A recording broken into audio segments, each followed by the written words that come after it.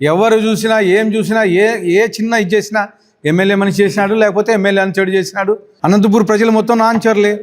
ఏ చిన్న సమస్య వచ్చినా ఎమ్మెల్యే మీద చేస్తూ ఉన్నారు. ఇది ఒక టైప్ ఆఫ్ మీడియా చేస్తూ ఉంది. ఎవరు చేపిస్తున్నారో తెలుసు, అధిష్టానికి తెలుసు. చట్టపరంగా కఠిన చర్యలు తీసుకునే రోజులు వస్తున్నాయి. జాగ్రత్తగా ఉండండి.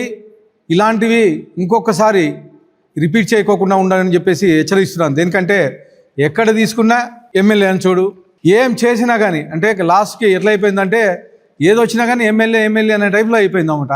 పార్టీకి చెడ్డ పేరు తీసుకొస్తున్నారు. పార్టీ లైన్లో ఉండండి.